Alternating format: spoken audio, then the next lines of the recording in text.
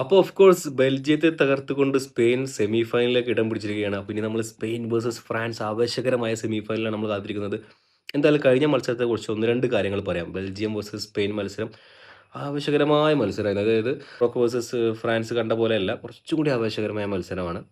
അതായത് ബെൽജിയം നല്ല രീതിയിൽ ഫൈറ്റ് ചെയ്തു. അവസാന നിമിഷം വരെ ഒരു ഫൈറ്റ് ചെയ്തു. എന്തായാലും മുൻതൂക്കം കുറച്ച് സ്പെയിനായിരുന്നു. കാരണം ടൂർണമെന്റ് തുടങ്ങിയത് മുതൽ തന്നെ സ്പെയിനിന് എന്ത് മുൻതൂക്കമാണ് ഉണ്ടായിരുന്നത് അതേ ലെവൽ തന്നെയായിരുന്നു സ്പെയിൻ കളിച്ചിട്ടുണ്ടായിരുന്നത്. ബെൽജിയം നമ്മൾ ഇതുവരെ എത്തും തന്നെ പ്രതീക്ഷ ഉണ്ടായിരുന്നില്ല.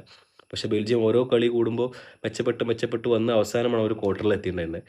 ഇരു ടീമും ഫസ്റ്റ് ഹാഫിൽ തന്നെ ഈക്വലൈസ് ചെയ്തു 1-1 ആയി. സെക്കൻഡ് ഹാഫിൽ എത്തിയപ്പോൾ കളി ഒന്നുകൂടെ ടൈറ്റായി. അവസാന മിനിറ്റിൽ സൂപ്പർ സബ് മെറീനോ അദ്ദേഹം പോർച്ചുഗലിനെതിരെയും സെയിം അവതാരമായിട്ടാണ് വന്നത്. സൂപ്പർ സബ്ബായി വന്നു, ഒരു ഗോൾ അടിച്ചു. ഇന്നും ഇതാ സൂപ്പർ സബ്ബായി വന്നു, ഒരു ഗോൾ അടിച്ചിട്ടുണ്ട്. 2 ഗോളുകളും അദ്ദേഹം വിജയ ഗോളുകളായിട്ടാണ് നേടിയിട്ടുള്ളത്.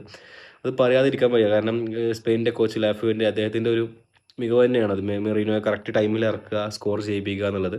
നമുക്ക് ഈ ഒരു മത്സരത്തിൽ നമുക്ക് നഷ്ടപ്പെട്ട കുറച്ച് സംഭവങ്ങളുണ്ട്. അതായത് കോർട്ട്വൈസ്, അതുപോലെ ഡി ബ്രൂയിൻ, ലുക്കാക്കു ഇവരൊന്നും ഇനി നമുക്ക് നെക്സ്റ്റ് വേൾഡ് കപ്പിൽ കാണാൻ കഴിയില്ല. അവരുടെ അവസാന വേൾഡ് കപ്പാണത്.